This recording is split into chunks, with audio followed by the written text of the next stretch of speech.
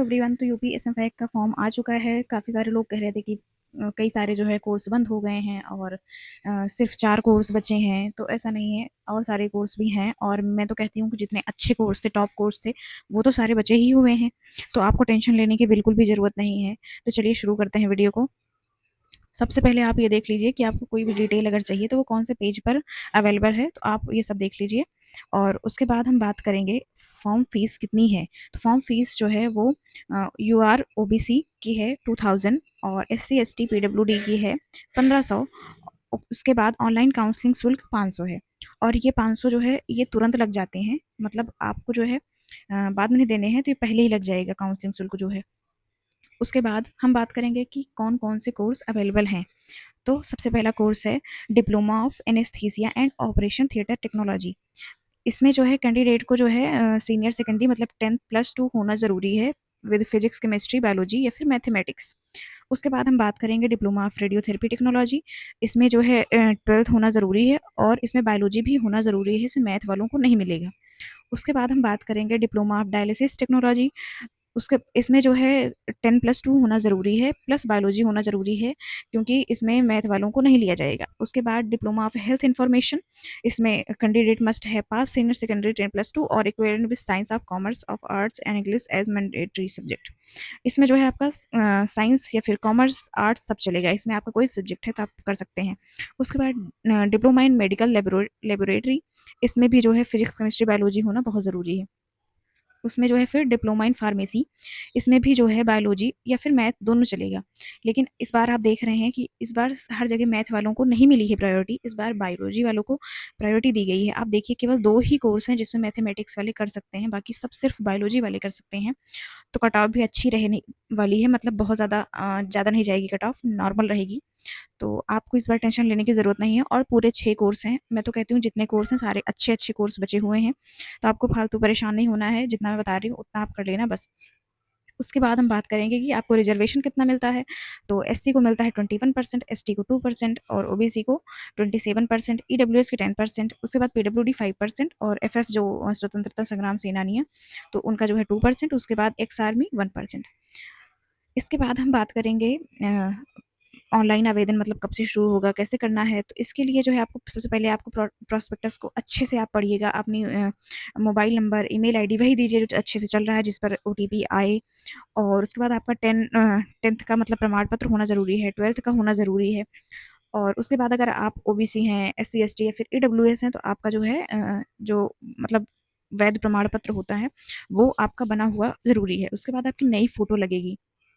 Photo जो है 1 मार्च के बाद की ही होनी चाहिए, 1 मार्च के पहले वाली फ़ोटो नहीं चलेगी। उसके बाद जो है नाम और फ़ोटो दिनांक होना चाहिए। और उसके बाद अपनी ईमेल आईडी मतलब सब कुछ वैध आपको भरनी है।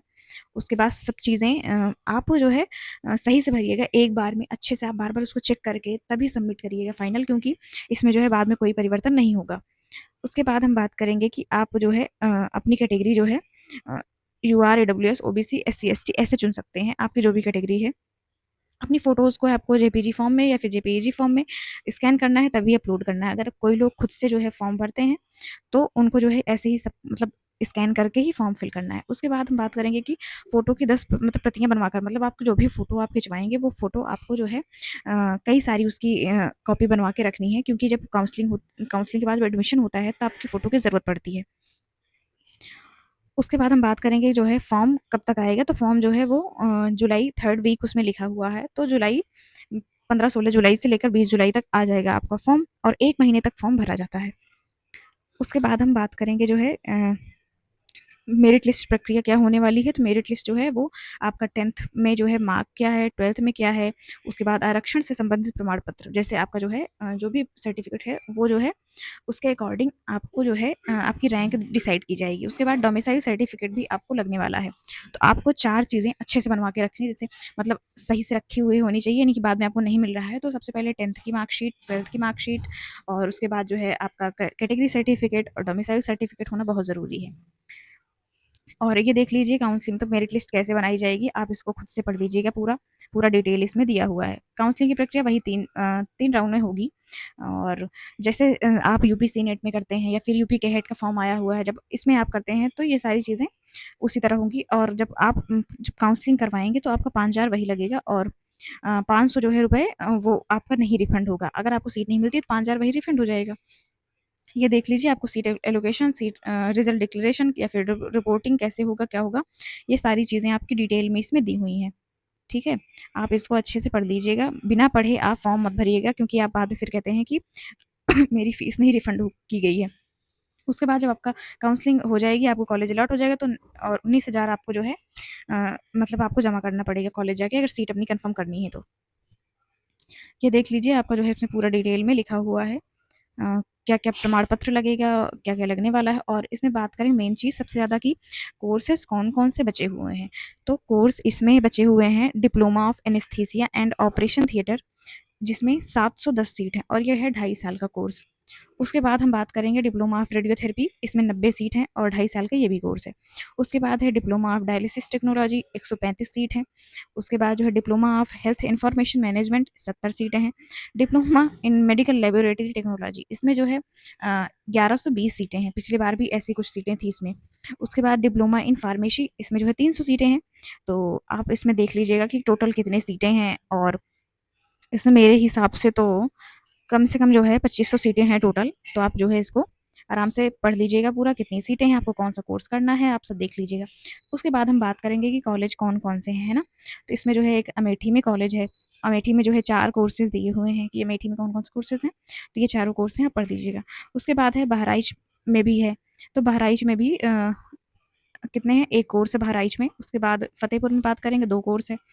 फ़िरोज़ाबाद में है 2 कोर्स है। हरदोई में 2 कोर्स है। ऐसे कई सारे आप देख लीजिए, प्रतापगढ़ में दिया हुआ है, गोरखपुर में है।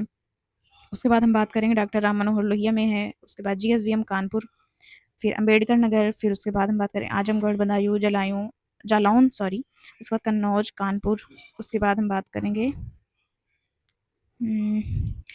केजीएमयू में इस बार 4 कोर्स हैं, और इतनी सीटें हैं, आप चेक कर लीजिएगा कितनी सीटें हैं। उसके बाद एलएलआरएम है, फिर है इलाहाबाद का है, एमएलबी झांसी है, और इतने सारे आप देख लीजिए, ये सारे कोर्सेज़ हैं, और कौन कितनी सारी सीटें हैं, ये सारी चीज़ें आप चेक कर लीजिएगा। और जीएसवीएम कानपुर में इस बार फार्मेसी ही बचा हुआ कोर्स है, बाकी सारे कोर्सेज़ हट चुके हैं इसमें से। और मेरठ में भी वही है, डिप्लोमा इन फार्मेसी। आप इसको सबको देख लीजिएगा पूरा अच्छे से। उसके बाद आपको जो भी डाउट आए आप मुझे कमेंट में बताना। ओके, मिलते हैं नेक्स्ट वीडियो में। Bye bye.